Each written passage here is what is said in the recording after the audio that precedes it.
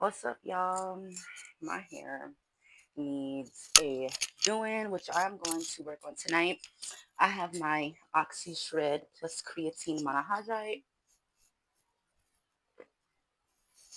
I try to have it every single day to help with my skinny process. Everybody, it is Prophetess Eve, your coquette occultist. Thank you so much for tuning into my video. Today we are going to get into the family structure and how it applies to hoodoo and why it is important.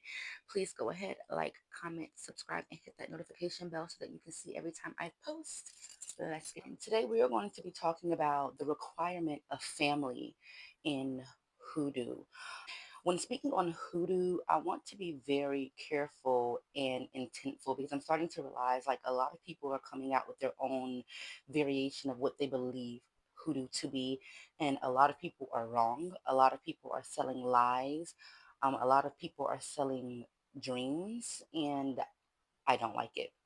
Essentially, what hoodoo is, or what everyone believes hoodoo to be, never really had a name. And you can't just go on Google and learn what hoodoo is. I mean, of course, you're going to get an elementary answer and some haphazard rituals that you can do, but it's not really hoodoo. So I want to let you know right now, you're not really finding any real hoodoo on social media. And hoodoo is way more than spells, rituals, workings, hexes. It's way more than that, and it's always been more than that. You have to go to your elders in order to get the real principles and fundamentals of hoodoo.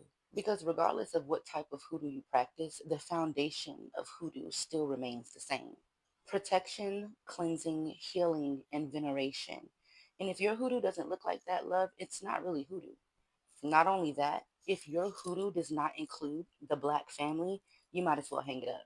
Now, this topic may be a bit touchy for people who have not gone through their healing process, especially surrounding their family, but it's very much needed to be had. Hoodoo is supposed to unravel everything that is hidden and bring it to the surface, uproot things that no longer need to be there because they do not benefit you. That's the purpose of hoodoo, so things might get a little bit uncomfortable sometimes. Being that hoodoo is heavily about healing, healing means that you need to take on accountability. And I'm starting to find, as a reader and as a worker, that that is something that a lot of us do not have. We do not have accountability, and it's much easier for us to blame the next person than to see where we can do the work at.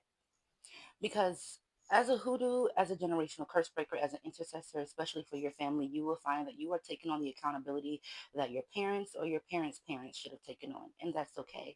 That's literally what you're here for. And you made up in your mind that on this lifetime that you were going to be the intercessor for your bloodline. So if you have to take it on, it is what it is. However, generational curse breaking is a major portion of hoodoo. It's how you heal.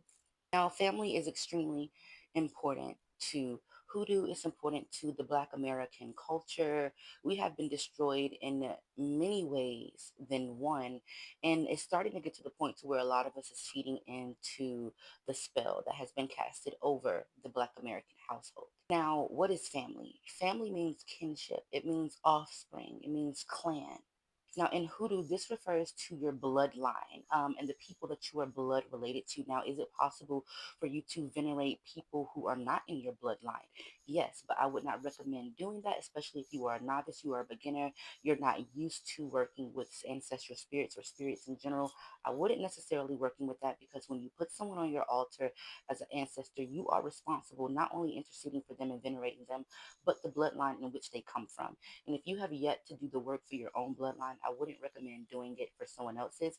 And we're going to get into why soon. Also wanted to add, the only other way that I would recommend putting someone who isn't of your bloodline on your altar is if you have gotten married.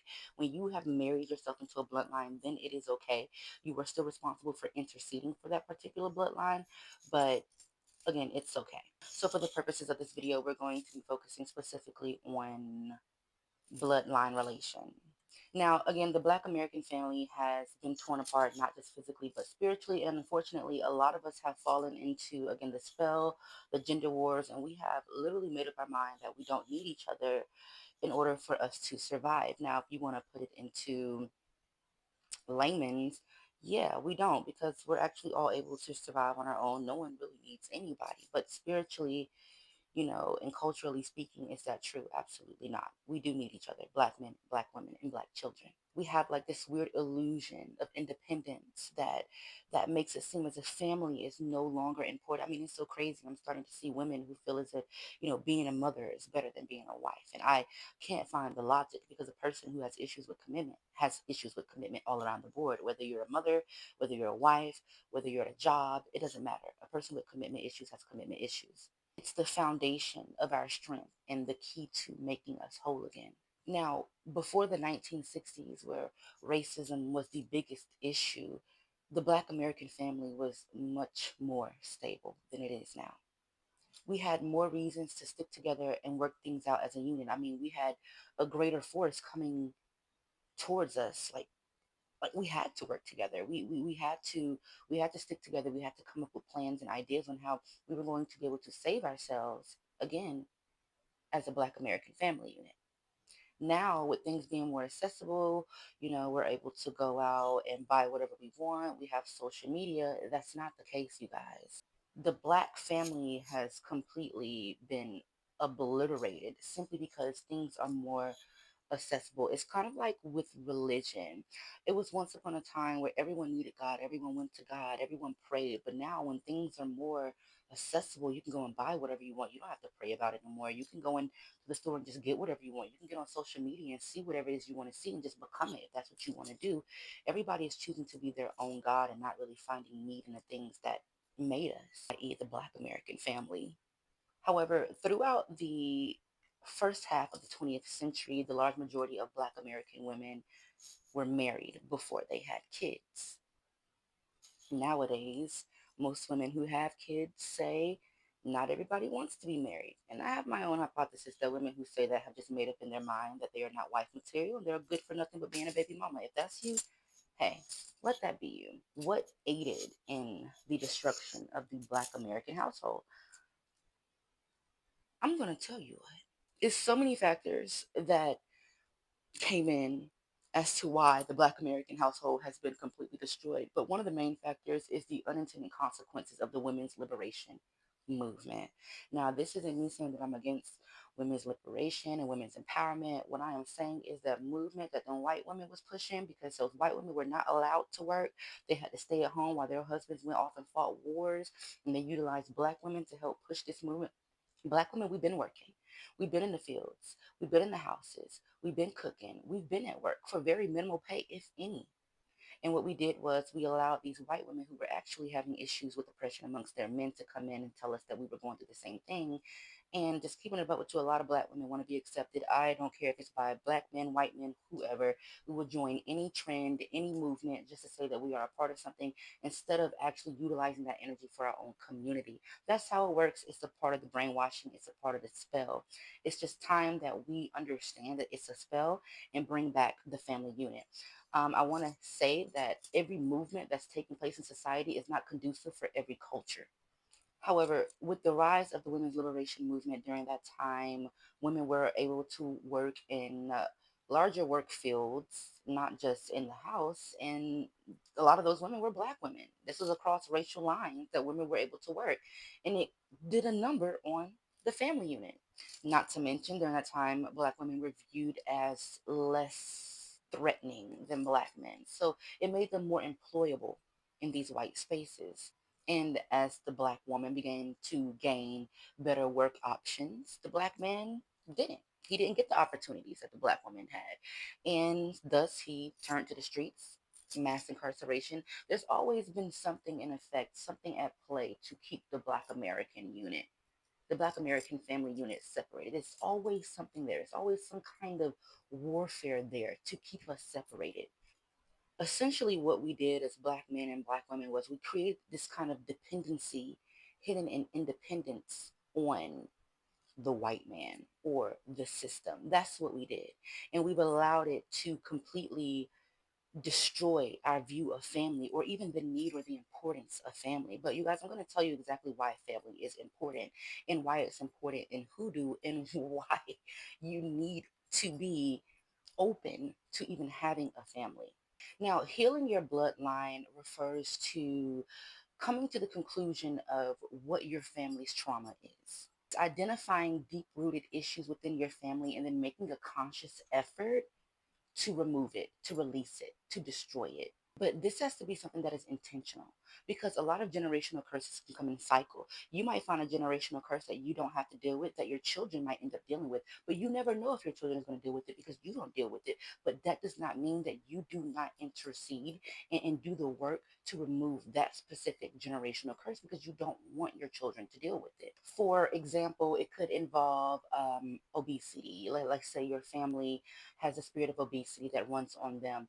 Now, this spirit is often tied to the spirit of gluttony. Okay, which has a deeper issue rooted in the feelings of rejection. So you often find this isn't the case for everybody, but most people who deal with obesity, there's some line or some level of rejection somewhere in their life that happened at a very pivotal moment that caused them to eat. And if it didn't happen to them, it may have happened to their mother or their mother's mother, where their mother did not heal, so therefore they allowed that spirit to relate onto their child.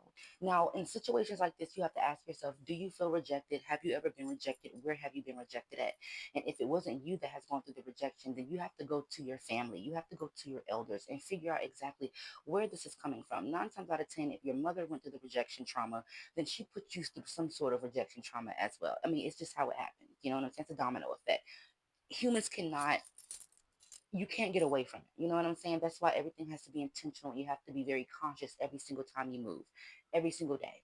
You have to ask yourself, how can you confront and heal this rejection in your life? Where did you feel rejected at?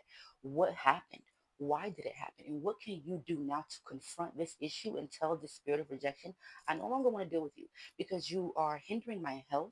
You're hindering my freedom to go out and about, and you're causing more spirits to come inside that I don't want to deal with. You have to ask these questions because once you begin to confront the spirit of rejection and thus confronting the spirit of gluttony and obesity, then you can pass these healthier ideas down to your children so that they are not walking in the same walk that you had to walk in.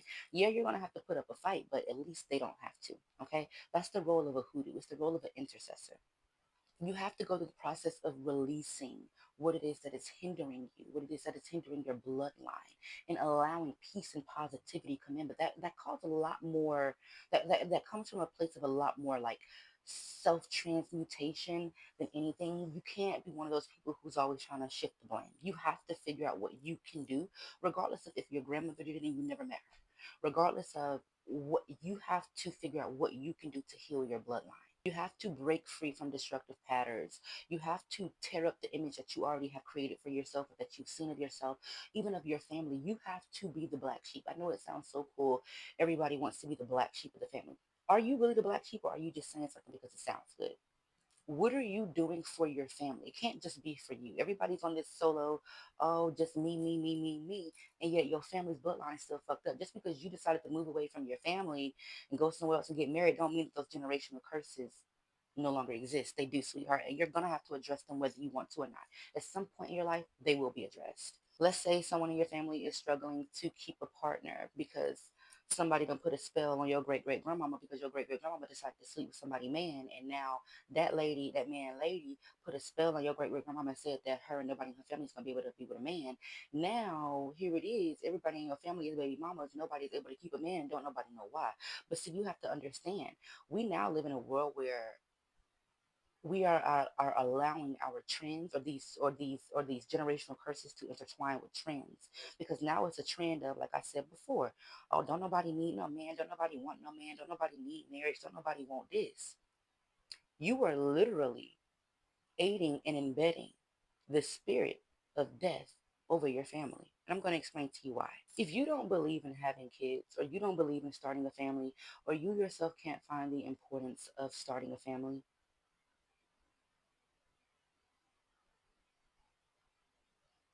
you don't understand the importance of procreating, reproducing. If you don't feel like your family is worth reproducing, there's a reason why, okay? There's a reason why you don't want to reproduce your family. But you may be unknowingly, and a lot of people know, but unknowingly aligning yourself with the spirit of death and other generational curses and spirits who are aiming to completely end your bloodline, completely end it. Understand, a lot of the things and a lot of the trauma comes from a lot of the trauma. Ooh, A lot of the trauma that we face, with especially with our parents, it comes from unresolved trauma in them, and then it comes from unresolved trauma in their family, and then it comes from unresolved trauma in their family. And you have to understand, just because you're like, oh well, I'm not going to treat my child that way, doesn't mean that you're not going to treat your child that way, especially if you have not forgiven or you have not uncovered exactly why or what's going on in your family as to why you had to go through what you went through. You will repeat that cycle in different fonts with different people. You just will. I mean, you're not above it. No one is above it. Okay. You have to do the work before you decide to go into a family structure, before you decide to have kids. What is it that needs to be healed? What do I need to do in my family? Doing this is not only crucial for healing your bloodline, but even protecting your bloodline. You'll be surprised at how many bloodlines everybody go to jail. Again, everybody a baby mama. Nobody got daddies to be with the kids. All the men don't have access to their kids. It might be some SA in the family. It might be some unaliving in the family. Your family is not safe. Your bloodline is not cleansed. And your job is to make sure that this happens. Staying consistent with your cleansing baths, intentful, saying your warfare prayers, doing your binding, your releasing, and your uprooting, stepping into the role of an intercessor for your family and allowing God and telling your ancestral spirits, you know what? I'm going to be the one. I'm going to be the one to take the hit so that no one else in my family has to. But the issue is a lot of people aren't capable of doing that because a lot of people play the blame game. You have to be able to have accountability, and you got to be able to transmute energy to be the one to take the hit, to be an intercessor. Because here's the thing, a lot of people come into hoodoo thinking, oh, I'm gonna just learn how to do a spell. I'm gonna just learn how to do a spell, and now I'm doing spells for everybody. Sweetheart, if you have not yet done the intercession, the correct intercessory needed for your bloodline, you cannot intercede for nobody else's bloodline. It do not work that way. You know what I'm saying? You haven't dealt with the generational curse of alcoholism on your bloodline, but you think that you're gonna help this person over here because she being haunted by her alcoholic uncle. You can't do nothing with that. You're going to be too influenced by the spirits and the energies that come with trying to venerate or trying to banish her alcoholic uncle. You can't do it. The same thing with the person who hasn't dealt with poverty on their bloodline. You can't do a money spell for somebody and you broke. You can't even get money coming in. So you have to do the work for your bloodline before you can do it for anybody else. And if you have not done it for yourself yet, you could hang up trying to do it for someone else. At that point, you're just scamming. So you're going to have to start adopting healthier lifestyles. You're going to have to find out exactly what your spiritual purpose is instead of just sitting online trying to do what you see everybody else do, trying to read tarot cards. Everybody is not meant to be out here reading tarot cards for everybody. Everybody is not meant to be out here doing work. You know, everybody is not meant to, everything is not meant. You have to figure out what your calling is. In order to do that, you need to go back to your elders. Not going to your elders with the intent of trying to talk to them about hoodoo, but let them speak. Let them talk about their family, their gifts, the things that has happened. And from their conversation, you'll be able to piece together what the issues is in your family, not just what the curses is in your family, but what the blessings are in your family. You might find out from your great grandmama that one of your other grandmamas is a seer. You know you can't see anything, but you know because that's in your bloodline that you have the opportunity. So now what are you going to do to activate that gift within you? Because it's rightfully yours. You know, your grandmama already said it. Hoodoo is to heal the family. We have too many kids, black kids running around, no family, they're in the streets, no hold home, no idea of who they are, where they're going in the future, and we can change that. We can change that with hoodoo just by unraveling the generational curses that have been tacked on. You have to understand a lot of curses are time set. You will have some generational curses who will wait for you to turn a certain age before they unleash. That's why it's your job right now to do what you're supposed to do so that when that time comes, that curse can't activate itself. And remember, generational curses, I will make a separate video on how they come up, but they can come up from anyway. The Black American family, our history is very, very unique. So how generational curses stem for us is so crazy. I'm gonna do a little video story time on a generational curse that took place in my family. Hoodoo is also deeply rooted in ancestral practices. So when I speak on hoodoo, when I speak on black, I'm speaking specifically to black Americans. Hoodoo is a very much black American spiritual system, and it is made for the peoples whose blood spilt on this land, American soil. So this is for the black American family, rebuilding the black American family. Black American, black American, black American, descendant of American chattel slavery family. And if you guys like this video, please make sure you like and comment and share it. And I will be making more. Thank you.